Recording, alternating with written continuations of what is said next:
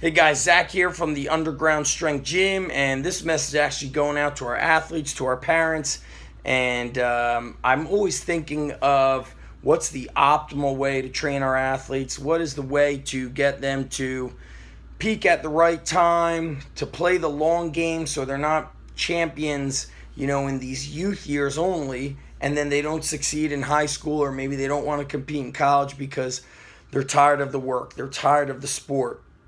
There's countless variables with that. And today I was speaking with a former pro baseball player and runs, it's Mike Condon, runs Condon's Baseball Club. And we were talking about, how do we get some of these kids longevity? Because I've been around in baseball, swimming, wrestling, just countless sports. Some of these kids, they peak early, they're into it, they're not into it. So many variables. He goes, man, I love the way the Dominicans play baseball because if they feel good, they throw hard. If they don't feel good, they're not hitting and throwing hard. So that's, a term the Russians came up with called auto-regulate. So you feel good, you really push the envelope. You feel run down, you must communicate with the coaches, communicate with your parents, and then we back off. Because we assess the athletes not just that first time they come in for a workout, but we also assess the athletes, your child, during the warm-up and throughout the whole workout. We assess them physically, we assess them through verbal communication, nonverbal communication, through their body language, through how explosive they are during the warm-up. We look at, are they grabbing their shoulder? Are they, circling their arm around? Has something happened? Because communication is tough. When I always tell the coaches, I go, listen, when I was in high school, I was not the most effective at communicating properly with my coaches or with my parents. And in my mind, I kept thinking, outwork everybody, train harder, train harder. But I didn't know how to train smart. I didn't have anybody coaching me, dialing it in, and I didn't have communication skills to communicate with coaches and my parents. Some of our athletes are tremendous at communicating. Perfect example is one of our athletes in the fall had a national tournament that was coming up. He was about a month out, and he said, man, I feel like I've got nothing in me when I'm at wrestling practice. I'm feeling exhausted. I go, okay, finish this exercise, finish your sets. Don't go heavier than that weight. We kept him at about 50% of his normal weight. I said, then go home. That was, I think, a Monday. I said, don't come back until next Monday. You're going to take a week off from lifting, and I don't want you to wrestle until Thursday. You're going to get 3 days off from that. And don't go to the live wrestling. Just drill. I go, next week, when I see you, you're going to warm up, and you're going to do the first lift with us. We're going to do that for 2 weeks. Then on the third week, you're going to do about half the workout, so you're going to get the main lift in, the next accessory exercises, then you're going to roll out, then you're going to go. And you're only going to train twice a week instead of your typical 3 days a week. So we increased his rest, we decreased volume of intensity, volume of workload in general with both physical preparation and sports skill. And then I said, then the week before the tournament, we're going to deload again. We're going to do very light weights so you're not emotionally stressed or physically stressed. And he felt amazing. And we were able to do that because he communicated with us. Some of our athletes don't communicate with us, and they may feel awkward doing so, but that's the best way we can make your child, succeed to the best of his or her ability. Because not all athletes respond the same.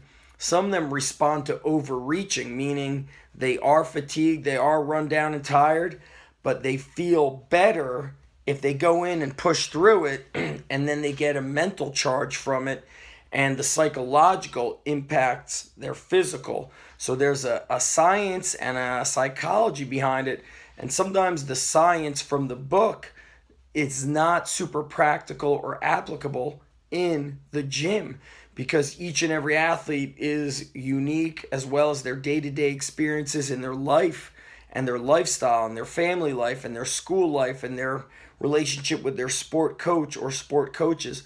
All of those unique things change the way their body and mind respond to the training. So we really want our athletes to communicate with the coaches as openly as possible. And then on the flip side of that, I sent out an email. I don't think I have the image on my desktop anymore, but it was an image about how the best athletes, when they are coached tough, I can't find it, when they're coached tough, that they don't break down, they don't get disappointed, they don't get upset. Instead, they get tough from it. They get fired up from it. So what a bad athlete is going to pout and whine and put his head down and try to revenge on you by not working hard, but that just hurts the athlete. We're going to be tough on the kids because to be successful is going to require a lot of hard work. There's no two ways about it. Forget the science for a moment. It requires hard work. Sure, there's some genetically gifted and super talented athletes that don't have to work as hard, but those athletes don't come to see us. They're already out there dominating. The athletes who come to see us often start below the average level, and they get better because of the changes they experience in mind and body.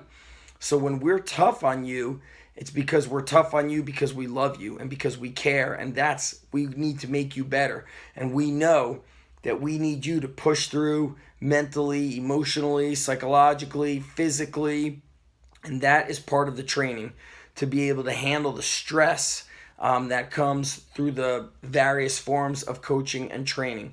So communicate with us. That helps us make it better for you. If you need less of anything, then take a week off. Take a couple days off and recharge your batteries. That doesn't mean go eat like crap, party, be crazy. It means get to bed an hour earlier than normal. Take these rest days from your training and maybe watch video footage of your sport and get inspired. Watch some inspiring movies. Read some inspiring books like Lone Survivor, No Easy Day, any kind of inspirational autobiography of an athlete or somebody who has overcome obstacles, because that's what sports is constantly about, these overcoming of obstacles. So you might need a recharge of the body and the mind, take a little break. And like I said, that one athlete, he is one of many athletes who we backed off on, dialed in the approach, and he got better from it. And then there were other athletes who thrived on high volume, high intensity, pushing all the way through the end of the season, and then they did the same thing when they were in college, and that's how they succeeded. So we're learning you, but you've got to communicate with us, and that's an extremely vital part of being a great athlete and a great team member, is that you'll be better able to communicate with your coaches when you're away from your parents, when maybe you're traveling, or let's say you go to college and you're out of state. You need to have that responsibility and that accountability to do things on your own. So if we're tough on you, it's because we love you and we care. We're not tough on you because we're trying to be jerks. That's not the way it is. I always look back, and my coaches were so tough on me in high school, and I'm grateful because that's what allows me to succeed in life, because they taught me to push through, to turn obstacle into opportunity, to turn struggles into strength. Simple as that. Simple, not easy. We love you. See you guys at the Underground. Peace.